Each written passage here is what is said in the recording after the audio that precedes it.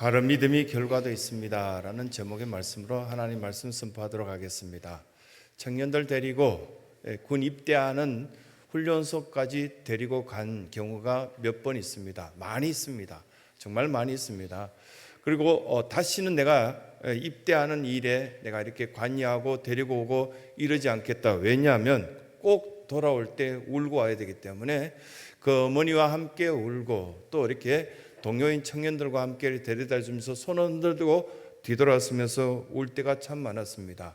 그 입소 부대 앞에 서서 이렇게 돌아보면 정말 깨끗합니다. 부대 전체가 깔끔합니다. 너무너무 깨끗합니다. 그런데 그게 크게 이렇게 써붙여 있습니다.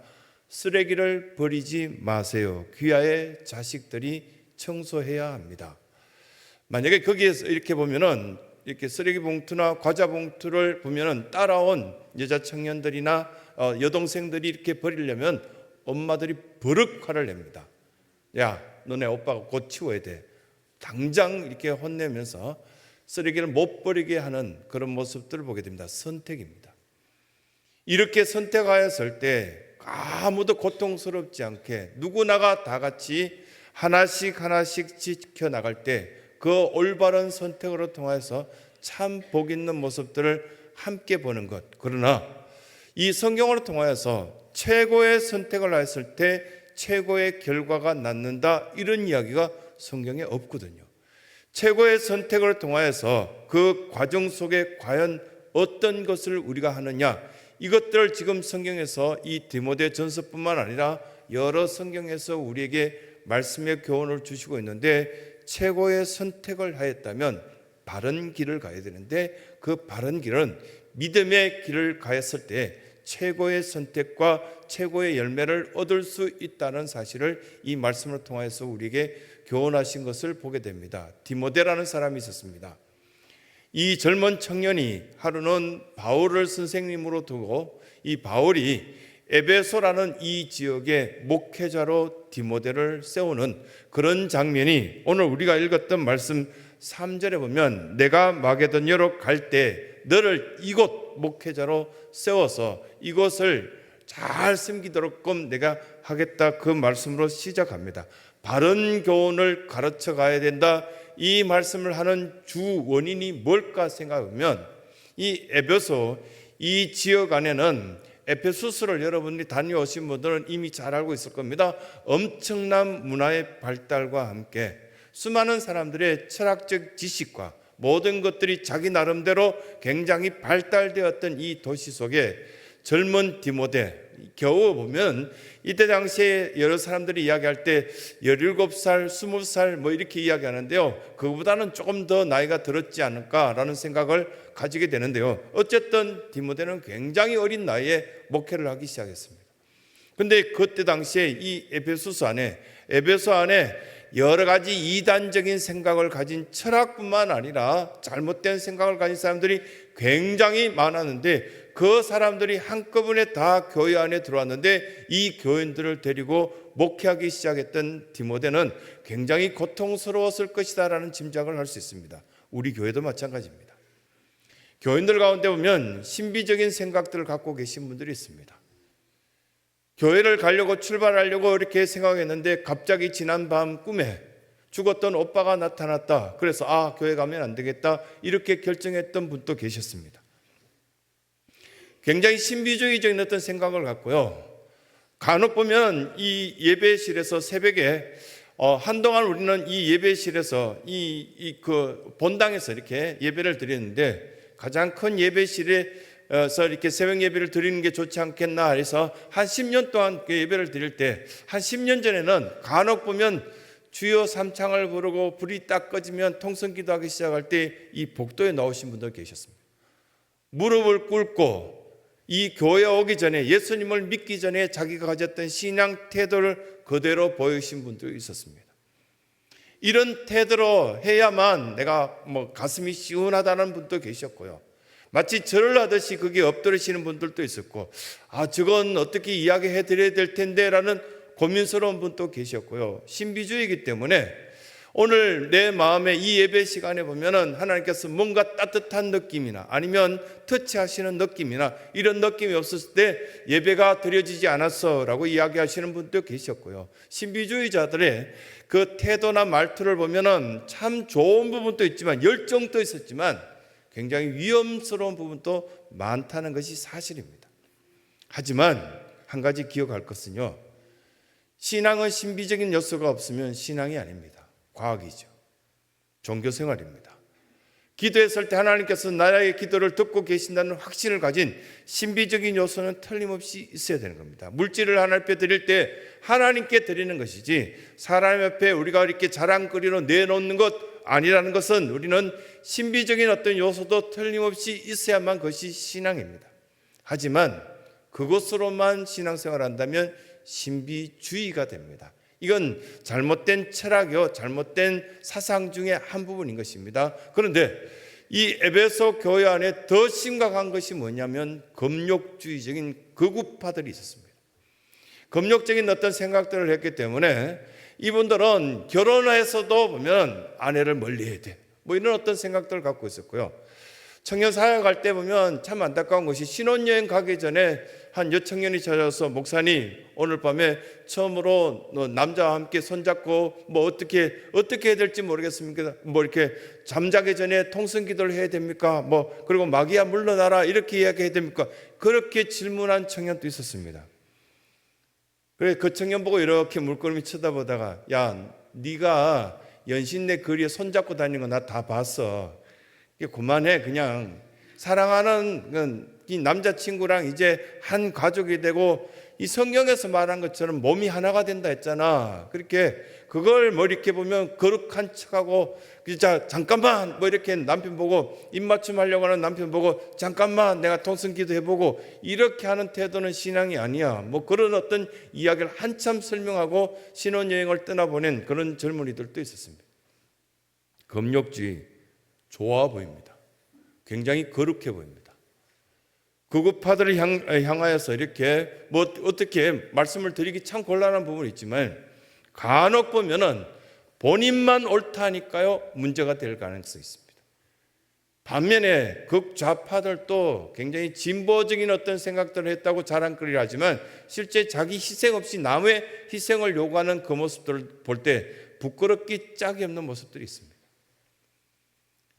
이 신비적인 요소 금욕주의 그뿐만 아니라 우리에게 율법주의라는 어떤 부분이 있는데 율법으로 종교생활 내가 오늘 이렇게 11시 예배를 드렸으니까 하나님께서는 168시간 남은 한 주간 책임주셔야 돼요. 보험 들듯이 신앙생활하는 것 잘못된 겁니다. 이 이야기를 우리에게 쭉 하시면서 우리는 기억할 필요가 있는 한 예를 들 수 있는데요. 로댕의 생각하는 사람, 그 로댕의 작품에 보면은 지옥문을 이렇게 바라보면서 턱을 굽고 있는 자세, 그 어떤 조각품을 여러분들이 기억하는 사람들이 많을 겁니다. 그런데 가만히 들여다보면 어떤 부분이 참 힘들게 느껴집니다. 이 보면은 오른쪽 팔을 왼쪽 무릎 위에 올려놓고 있거든요. 그러면서 턱을 굽고 생각하고 있지 않습니까? 그 자세 오늘 저녁에 집에 가셔서 한번 취해 보시기 바랍니다. 정말 어렵습니다. 몇 초도 못 건립니다. 그런데 그렇게 어려운 자세를 취하고 지옥문을 바라보면서 뭘 생각하고 있을까? 사랑스러운 성도들이 그래도 내가 교회 집사님으로 이렇게 열심히 신앙생활하는데 왜 이렇게 나는 어려운 거야? 바른 길을 선택했다고, 바른 믿음을 하고 선택했는데 나는 왜 이렇게 잘 되지 않는 것 같아? 어려운 것 같아? 힘든 것 같아? 이렇게 이야기하시는 분들 많이 있지 않습니까? 그런데 이 말씀 속에 디모데에게 바울의 편지글을 보내어서 예수님의 생각과 예수님의 마음을 담기를 바라면서 첫째로 말씀하신 것이 바른 믿음이라면 치우치지 말아야 돼. 이런 말씀을 우리에게 해주고 있는 것을 보게 됩니다. 치우치지 마시기 바랍니다. 치우치면 어느 한쪽에 가면 반드시 이렇게 그림자가 길어지고 상처를 받는 사람이 더 많아지고요. 근데 본인은 상처를 주지 않는 것 같지만 실제로 받는 사람의 입장에서 볼 때 한쪽에 치우친 그 사람을 통해서 많이 힘든 것을 보게 됩니다. 그런데 정확하게 중간에 설 수 있는 사람이 있는가? 없습니다. 여러분들 가운데도 아마 저를 보면서 누구랑 친하고 누구랑 안 친하고 이런 어떤 이야기를 많이 하는 걸로 저도 알고 있습니다. 그런데 잘해주는 사람들과 친해질 수밖에 없고요. 또 넉넉한 어떤 마음을 가진 사람들과 함께 마음을 같이 하는 어떤 여러 가지 모습들이 드러나지 않습니까? 바른 믿음은 치우치지 않는 데 있는데 4절을 보실래요? 4절을 함께 읽어주시기 바랍니다. 시작. 신하와 끝없는 족보에 몰두하지 말게 하려 함이라. 이런 것은 믿음 안에 있는 하나님의 경륜을 이름보다 도리어 변론을 내는 것이라. 여기 첫 시작에 보면 신하와 족보, 이걸 지금 또 우리에게 적용해 볼 필요가 있습니다. 치우친 사람들은 신화, 신에 대한 이야기, 그리스 신화, 로마 신화, 거기에 보면은 마치 이렇게 인간이 신처럼 이렇게 활동하는 사람들의 이야기도 나오고요. 그리스 신화뿐만 아니라 각 동네 당수나무를 믿고 있었던 우리나라의 이야기를 볼 때 신화가 없는 마을이 있을까요? 신화가 없는 동네가 있을까요? 심지어는 가정에 신화를 두고 있는 그런 가정도 있습니다. 미신적인 어떤 신앙을 갖고 있다 보니까요, 하나님에 대한 어떤 신앙보다는 자기 나름대로 만들어 놓은 신을 믿고 있는 사람이 있다고요. 여러분들이 예수님을 만나서 예수님과 함께 동행하십니까? 아니면 자기 나름대로 결정을 지어 놓은 신앙생활을 하십니까? 중직자가 되어서도 그렇게 하던데요, 자기 나름대로 예수님을 만들어 두고 나는 이 시간만 섬길 수 있어, 나는 이런 어떤 방법으로만, 이런 물질로만 나는 딱 정해놓고 그렇게 예수님을 종부르듯이 이렇게 하세요, 저렇게 하세요, 이게 기도인 줄 알고 그렇게 신화적인 어떤 신앙생활하는 그런 안타까운 모습이 있다는 것입니다. 그리고 족보, 이 족보는 혈통을 의미하죠. 어느 이렇게 성씨, 어느 성씨의 몇 대 손, 이거 이야기하듯이 지역 갈등 아주 심각합니다. 어느 교회든지 보면은 지역 갈등이 조금씩 있습니다. 친한 사람들끼리 찾아보면 지역적인 감정이 들어가 있고요. 이것 참 드러냈으면 좋겠는데 이것 드러내지 않고 그것을 중심에 두고 신앙생활 하다 보니까 많이 아픔을 이렇게 겪는 그런 경우가 허다합니다. 신화, 족보, 그리고 또한 여러분들에게 각자의 신앙생활 하지만 개인 감정이 신앙의 기본이 되어버린 사람들이 있습니다. 그래서 평생 그것을 풀지 않고 그 감정대로 신앙생활 하다 보니까 그 속에서 얻어지는 것들이 거의 없다 보니까요, 매번 괴롭다, 힘들다, 이런 이야기를 합니다. 그래서 매번 나오는 이야기는요, 상처. 준 사람은 없는데 받은 사람이 많은 상처. 이런 상처 이야기를 끊임없이 하는데 바울은 이 부분에 대해서 명확히 이야기하면서 우리는 믿음으로 사는 것이지 신화나 족보나 우리의 감정이나 이론이나 특히 이 교회 속에서는 높고 낮음이 없고요, 지식에 많은 사람, 지식이 적은 사람, 이거 없답니다. 살아보면 아무 소용이 없는, 이렇게 많이 배운 사람, 적게 배운 사람, 그것들이 아무 차이가 없다는 이야기를 쭉 해주시면서 절실히 느껴지던데요. 제가 60이 넘어보니까요, 어떤 생각이 드냐면 50이 넘으면 지식의 평균화, 그리고 아무리 권사님들이 예쁘게 막 이렇게 해도 60이 넘으니까 미모의 평준화, 그래서 그냥 살아야 돼, 이런 생각을 저 개인적으로 많이 합니다. 하나님의 경륜이라는 것, 이 오늘 우리가 읽었던 말씀의 4절 끝부분에 보면 이건 매우 중요한 단어 나오는 것을 우리 신성교회 성도들은 이 한 해 동안 꼭 기억했으면 좋겠습니다. 하나님의 경륜, 어떻게 배우셨습니까? 성경 공부할 때 하나님의 경륜에 대해서 배워보신 적이 없습니까? 그러면 여러분 성경 공부를 안 하신 겁니다.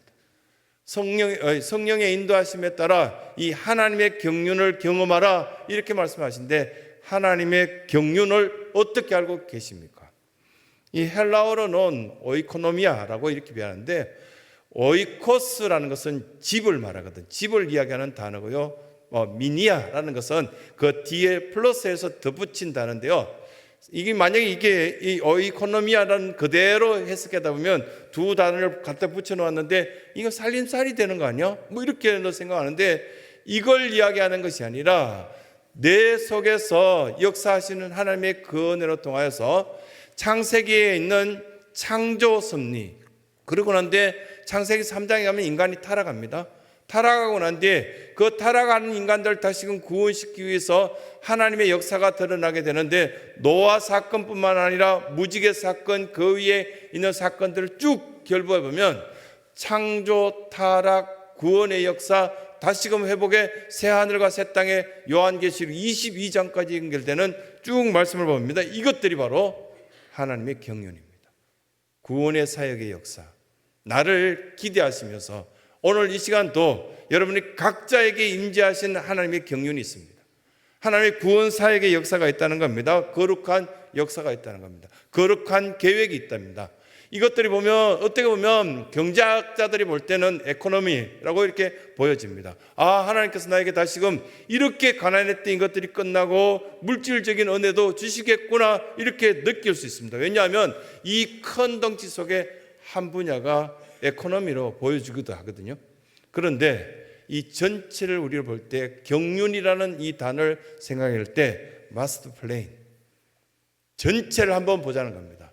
나에 대한 구원의 계획, 이 한 해 동안 여러 가지 과정을 겪는다 할지라도 아프고 힘들 때 한쪽 부분에 치우치지 않았을 때는 하나님께서 나에게 특별한 은혜를 주실 것이다는 이 구원의 경륜, 하나님의 경륜을 우리가 기대하시면서 복음의 선포자로서 복음을 받아들이고 복음대로 살려고 하는 신성교회 성도다운 어떤 모습을 보여주자는 겁니다. 그래서 치우치지 않은 그 은혜 속에서 바른 믿음의 역사를 경험할 수 있는 귀한 은혜가 있길 간절히 소원합니다. 두 번째는요, 바른 믿음이라는 것은 거짓 없는 사랑을 이야기합니다.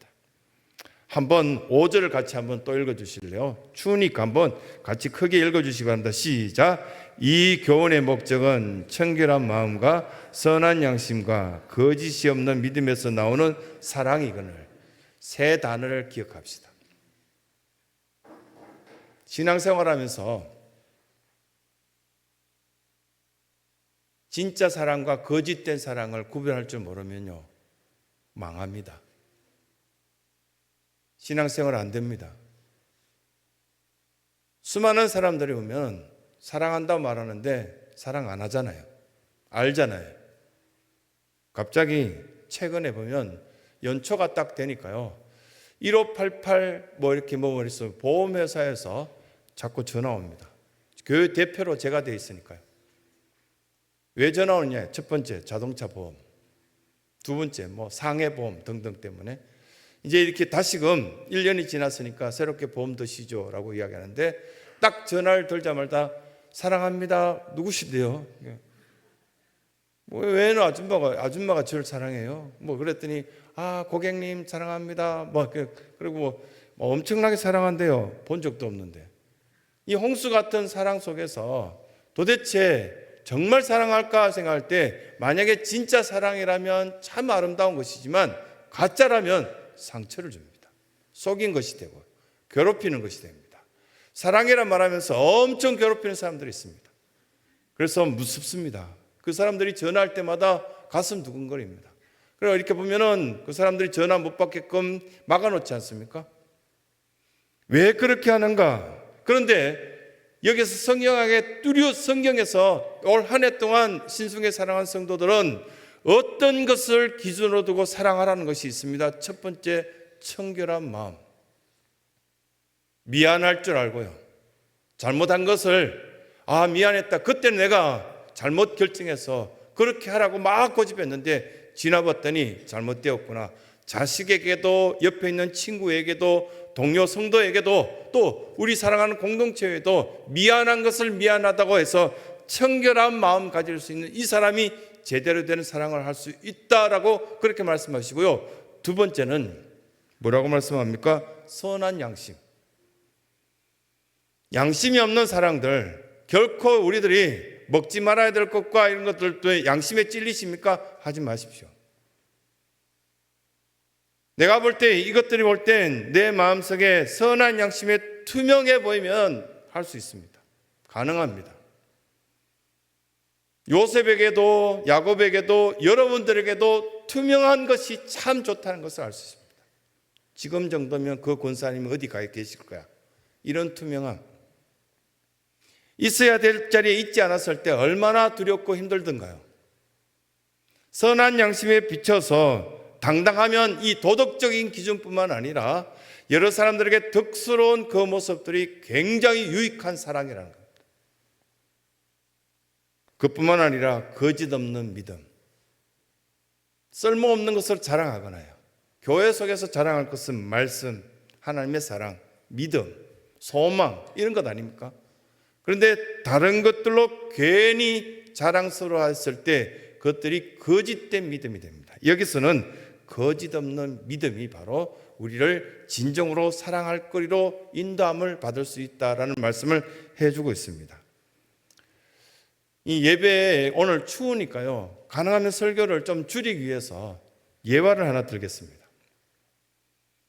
11월 14일경에 아이들 시험을 치고 난 뒤에 인터넷상에 보면은 한 아이가 글을 올렸습니다.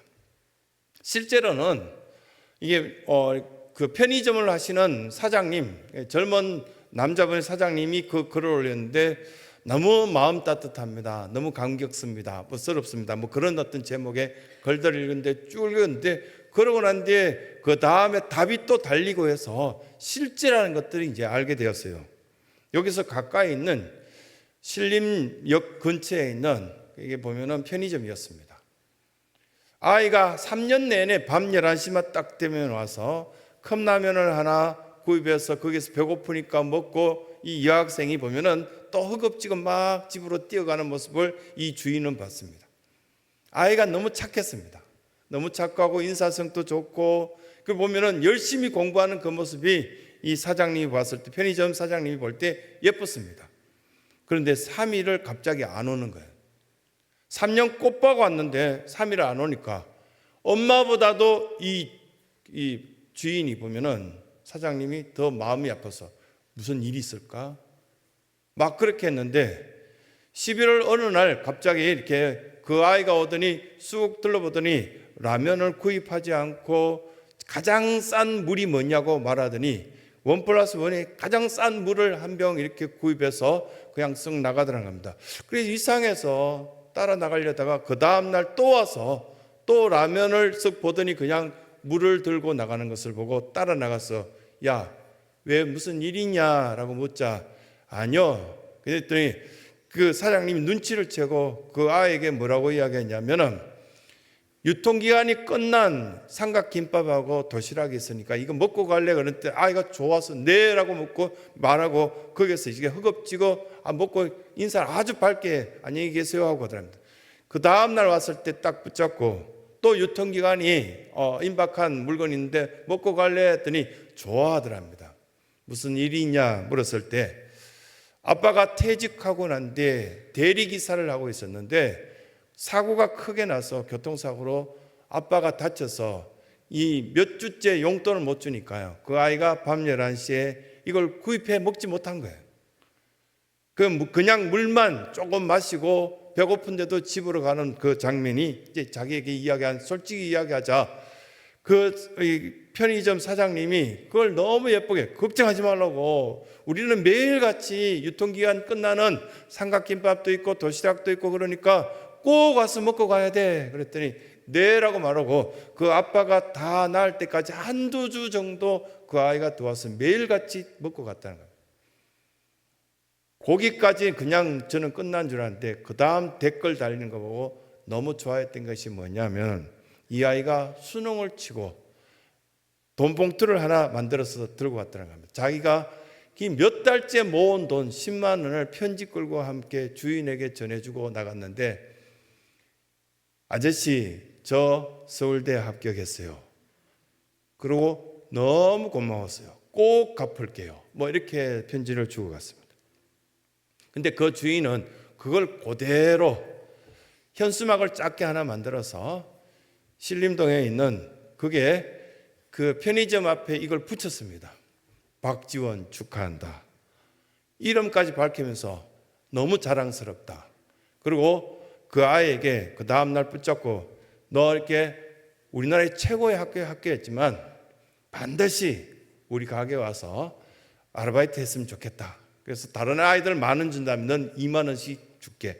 그렇게 해서 입학하에서도 계속 이제 아르바이트하고 공부하고 그렇게 병행해서 참 착한 아이로 자랑스럽게 있다라는 이야기를 쭉 계속 이게 글을 써놨더라고요. 이게 사랑이구나. 이게 거짓 없는 사랑이구나. 왜 우리는 이것들을, 이 작은 것들 하나 실천 못해서 내 마음도 위축되고 또 믿음이 있다면서 이거 왜 그렇게 되지 않을까? 이런 의문점을 가졌습니다. 바른 믿음이 결국은 결과도 나올 수 있거든요. 율법적인 정신으로 그냥 종교 행위를 해서는 자꾸 어려워지지 않습니까? 힘들지 않습니까? 이 성전 안에 왔는데도 내 마음이 용광로처럼 따뜻해지고 하나님의 만져주심과 터치하심과 인도하심을 경험해야 될 텐데 그렇지 못할 때가 많지 않습니까? 목사는 정말 점점 더 가짜처럼 되어가고, 성도들이 이렇게 보면은 세우신 믿음의 중직자들도 사랑하는 성도들을 품에 안고 기도하고 눈물을 흘리며 신방하고 돌보는 그런 자세가 있지 않고요, 종교인이 자꾸만 늘어난다면 아프고 힘든 일밖에 없다는 것입니다. 이 말씀은 우리에게 이런 것들을 교훈하고 있습니다. 9절을 한번 보실래요? 9절을 보시면 알 것은 이것이니 율법은 옳은 사람을 위하여서 세운 것이 아니요 오직 불법한 자와 복종하지 않는 자와 경건하지 않는 자와 죄인, 나쁜 사람 쭉 열거합니다. 이런 사람 때문에 율법이 있는 것이지 실제로 우리에게 필요한 것은 복음입니다. 예수님입니다. 여러분들에게 필요한 것은 예수님입니다. 예수님이 여러분들을 붙잡고 계셔야 되고요, 예수님이 여러분과 함께 동행하였을 때 진정한 바른 믿음이 바로 결과도 나올 수 있구나. 결과가 없는 신앙생활이 어디 있습니까? 여러분들을 진정으로 사랑하셨던 그 주님께서는 열매가 있기를 기대하십니다. 바른 믿음의 결과를. 이제 여러분들이 어쨌든 개인적인 감정이 어쨌든 말든 하나님 말씀이 내 마음속에 들려지고 그 말씀이 이 마음밭에 심겨졌을 때 반드시 이 가을에는 이 또 다른 어떤 겨울이 올 한 해 찾아오기 전에 우리가 부쩍 성장되어서 하나님 앞에 큰 기쁨이 되는 믿음의 사람이 되기를 소원합니다. 결단하시면서 찬양하시면서 기도하시면서 또 이제까지 잃어버렸던 기도에 다시금 그 기도의 자리에 돌아오셔서 하나님의 자녀답게 바른 믿음의 신앙생활을 할 수 있는 귀한 성도들의 삶이 되시길 간절히 소원합니다.